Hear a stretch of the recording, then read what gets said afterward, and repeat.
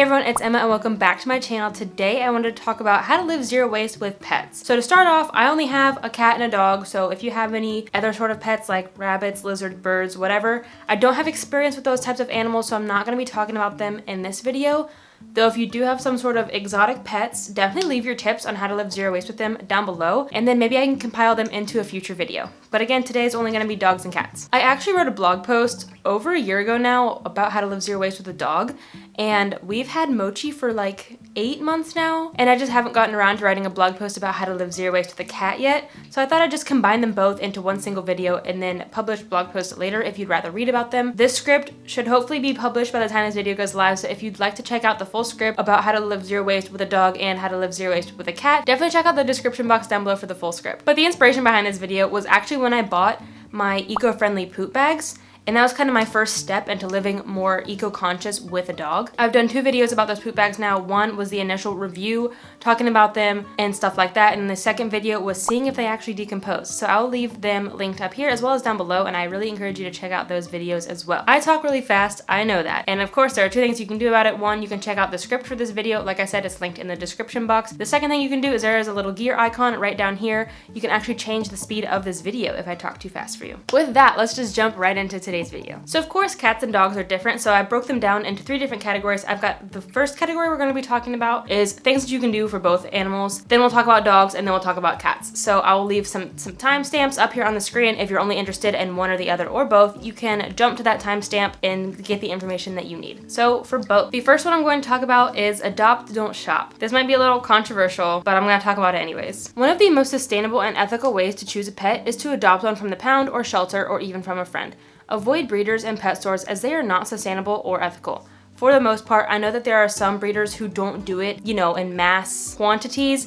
They breed their animals more ethically. So if you do want to choose from a breeder, definitely look into that breeder before you choose them. Large-scale pet stores and stuff like that, they breed animals for the demand and therefore breeding them unnaturally. This just means that there's going to be more and more animals on this earth, and unfortunately, more and more of those animals are going to end up in kill shelters and have to be euthanized. I didn't know this video was going to be this dark, so sorry. It'll get better, I promise. But I guess a little backstory on my critters. We got Denahi from the animal shelter. Apparently the shelter here that we adopt them from is supposed to euthanize them at I think 6 months, maybe only 3 months.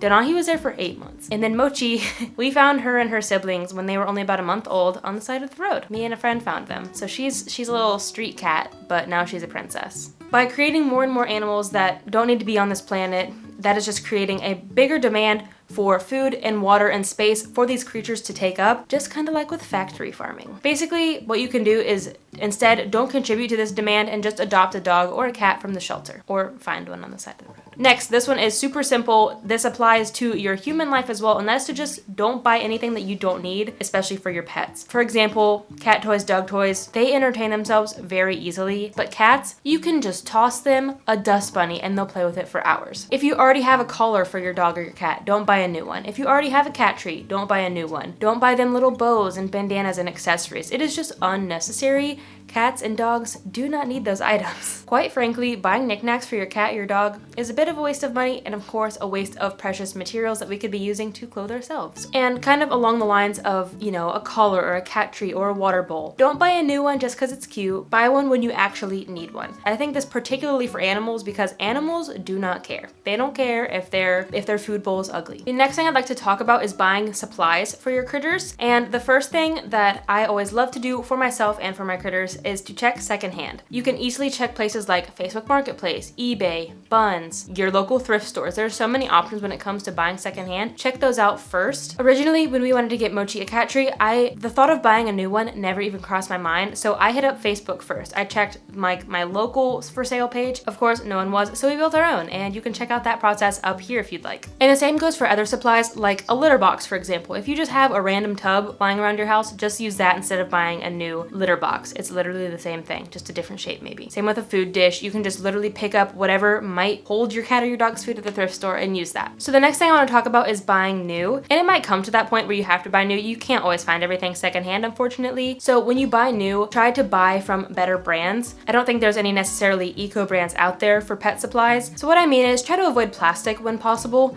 I know there are a few leash and collar brands out there that make leashes and collars out of natural materials like hemp or something like that. When buying a water bowl, try to buy metal instead of plastic. If you can't find a sustainable brand, at least try to find a more sustainable material. Okay. The next thing I want to talk about is that your pet doesn't have to be fancy. Your pet doesn't have to be popular. And what I mean is you don't need to get the biggest, fanciest cat tree. You don't need to get the biggest, fanciest dog bed. Your cat and dog will literally just be happy to be living with you. And as long as you make them feel loved, they're gonna feel loved. You can just give them something small that will fit all of their needs, like a small scratching post, some blankets on the ground for a dog bed, whatever it may be, whatever is cheap and whatever is low waste. The last thing that I want to talk about when it comes to cats and dogs is try to avoid plastic packaged food if possible. I know this is not possible, especially if you want to get like higher quality food, then you don't really have very many options. With Denahi, for example, we have to buy it in plastic because of the brand that we prefer. I'm not going to feed him crappy food just because it comes in paper. But with Mochi, the food that she likes, it actually comes in a paper bag. And then she also likes canned food, which both of those materials are very easily recyclable. So if you have the option to choose paper packaging or metal packaging over plastic, definitely take advantage of that and try to feed your pet with less plastic waste if possible. Moving on to dogs, the first thing I want to talk about is eco-friendly poop bags. Like I already talked about, this is really what inspired me to invest more time into thinking about how I can live low waste with a dog and now a cat. When I first started picking up my dog's poop, this is a really fun conversation, I was just appalled. I had to use 2 plastic bags a day. I would use it for a few minutes and then I would throw it away, knowing that it would sit on this planet for hundreds of years. And I just couldn't take that anymore. So I'm like, I had to find a better option. I found some eco-friendly poop bags. They really don't cost very much more than traditional plastic poop bags. And I chose this brand specifically. I use Pet and Pet. I chose this brand because they're made of 100% plant-based material. They contain no plastic. A lot of other compostable, decomposable poop bags still are made out of plastic. They just contain chemicals to help the plastic break down, which they never do. They just turn into microplastics. And if you'd like to learn more about microplastics, you can check out this video up here. Again, all information about Pet and Pet will be linked down below. I've already made 2 videos about this brand and I really encourage you to check them out. Another eco-friendly thing that you can do though, instead of buying brand new eco-friendly poop bags, use plastic bags you already have lying around your house. For example, bags that you buy bread in, tortillas, potato chips, frozen fruit, whatever it may be. I know we personally still have to buy a lot in plastic. Living over here, we don't have the option to buy a lot plastic free. I try to use up those bags for dog poop before even using the eco-friendly ones. And this is also a completely free way that you can live low waste. If you want to check out my entire series about free ways to live low waste, I'll leave that link down below. So not only is this more eco-friendly, but it saves you money as well. Next is to find a sustainably made collar and a leash. There are a lot of companies out there that actually make eco-friendly leashes and collars out of plant-based materials such as hemp, for example. So I'll leave those brands linked down below for you if you're in the market for a new dog collar or a leash. Again, please don't buy anything brand new if you don't have to, like we already talked about. So if you're in the market, definitely try to find a more sustainable option if you can. Next is to make your own dog treats. There are a lot of recipes out on the internet. I'm not going to share any here with you today, but there are things like you can bake treats. My personal favorite is to just blend up some bananas and some berries, pop them in some ice cube molds, and then Denahi has some nice frozen treats for the summertime. Another great thing that I love to do is to just break off pieces of browning bananas, which are gonna go bad anyways. Freeze those, that's another frozen treat for him. He also loves carrot sticks. Or if you don't feel like making dog treats, at least opt for a more eco-friendly option, such as buying a cardboard box of dog treats versus a plastic bag, because at least the cardboard can be recycled. Of course, consult your veterinarian and consult a reputable source before feeding your dog or your cat any sort of human food, though most fruits and vegetables are safe for our pets. The last thing I want to talk about when it comes to dogs is to make your own dog toys. This is so easy. One of my favorite things to do actually is to go over to our gym, our recreational area, and just walk around the tennis courts, because we all know if you're out there playing tennis, you hit one over the fence, you're gonna be too lazy to go get it. That's just the way it is. I go over there every now and then and I pick up tennis balls for free. Not only is it free, it's also reducing litter, saving those tennis balls from ending up in the ocean, and then Denahi has a free toy as well. Some other things that I like to do are, I actually have these socks. So these are just our old uniform socks that are just kind of old and grungy these days. Grungy? Sure, grungy. This is just a pair of socks that they had holes in them from when we worn them too much.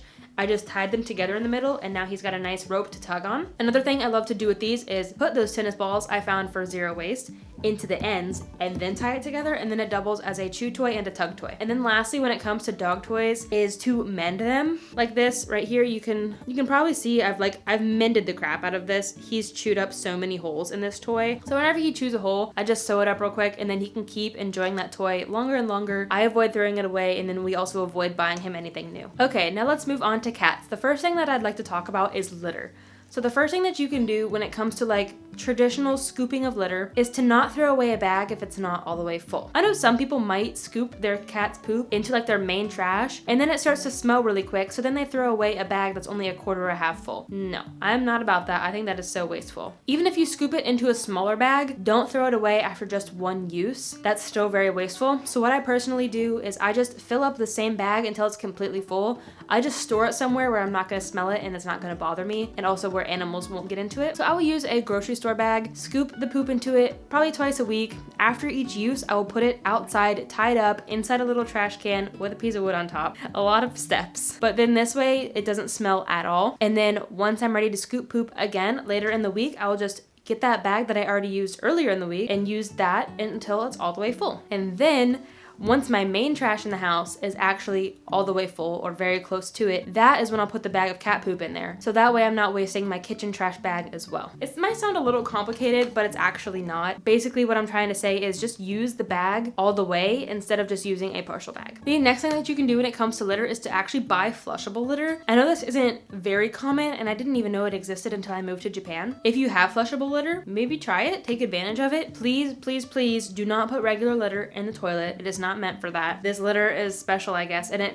will definitely say it on the package. It'll have a picture of a toilet. I'll throw some brands up here on the screen. Another thing that you can do with cats when it comes to them doing their business is to try to train them to be outside cats. Maybe not outside cats, but train them to do their business outside, kind of like you do with a dog. When we had cats at my mom's house, they were part inside, part outside. They would sit there and meow out the door if they needed to go out. We would let them out and they would come back when they were done. This is great on your part. It saves a lot of time, a lot of stink, and it also saves a lot of waste. You don't have to buy litter, a litter box, a scoop, all that sort of stuff. It is a very low waste option when it comes to cats. And then lastly, when it comes to cats, though it might not be feasible or realistic for most people, and that is to potty train your cat.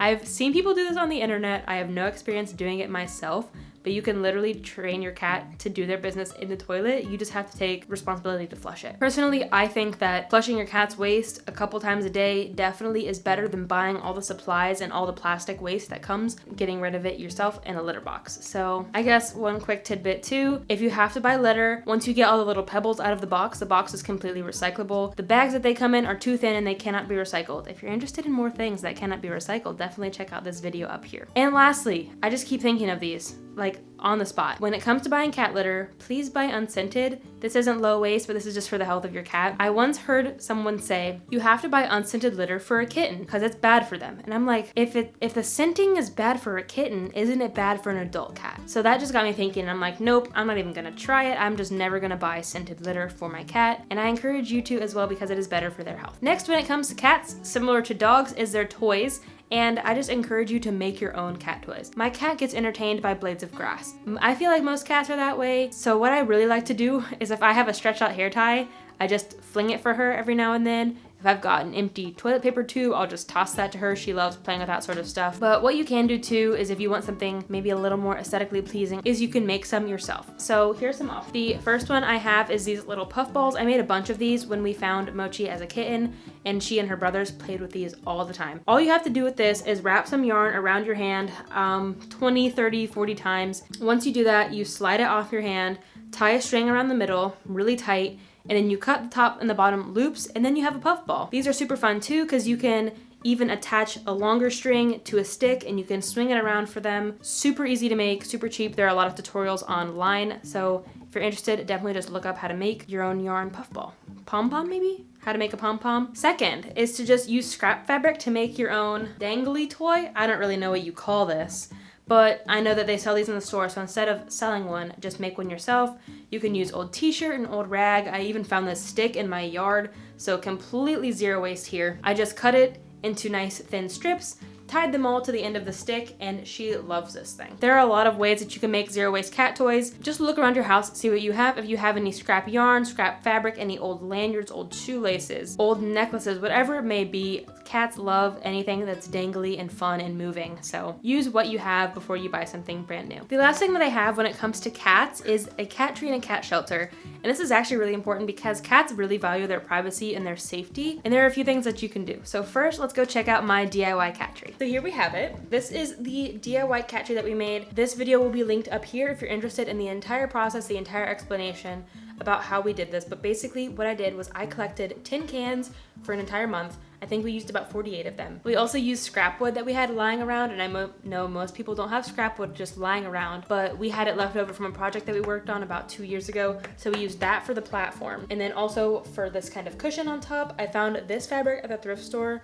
Underneath is some t-shirts to make it kind of a cushion. And then all of that was completely upcycled. The rest, like some of the twine, the Gorilla Glue, that was all brand new, of course. And then even these strings that I have attached to it for her to play with, I found on the side of the road. Very low waste, almost entirely free as well. And then I also made an update video kind of about how this held up. Clearly you can see that it's held up. We made it in March, so it's been very successful for her. But yeah, if you want to check out any videos that I've made regarding this cat tree, I'll leave them linked down below.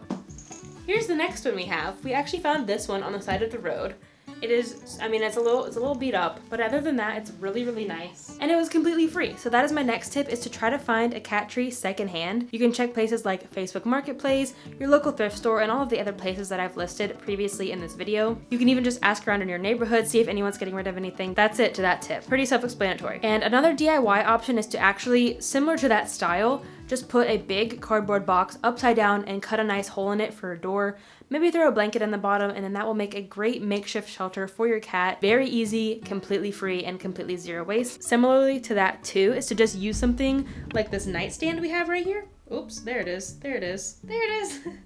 Something like this, just draping a blanket over top, would be a great makeshift shelter for your cat as well, because that still provides them something that they can go under, they can hide in, and they can be comfortable in. That is all I have for this video. I hope that you enjoyed these tips for how to live low waste with a pet. If you have any tips further, whether it be with cats and dogs or other pets like hamsters, lizards, whatever it may be, definitely leave them down below. I'd love to do a part 2 to this, because I think this is something that not a lot of zero waste people talk about on the internet, as well as something that people really don't think about, is how wasteful pets can potentially be, but they don't have to be. And I think that's something to touch on as well, is it's so easy to just switch your habits a little bit to live more sustainably with a pet. If you have any questions, definitely leave them down below. I'd love to address them there. If you enjoyed this video, I'd really appreciate it if you gave it a thumbs up and shared this video if you found it helpful and you think it might help others as well. And of course, if you're new here, don't forget to hit that subscribe button. I talk about all things zero waste and practical sustainable living here on this channel. I love to make zero waste easy, free, and fun for everyone here on this channel, and I'd love for you to join me on this journey, and I'd love to be able to educate you more. That's all I have. Thank you so much for watching. Thank you for spending some time with me, and until next time, remember that these small changes you make have a big impact in the long run. Bye guys. Quite frankly, just buying knickknacks for your cat or your dog is a quite frankly, buying knickknacks for your cat or your dog, if it's, I don't know, because it's out in the open and it doesn't match the aesthetic of your house, just put it somewhere else. And same for like a litter box. If you whoa, that was awkward.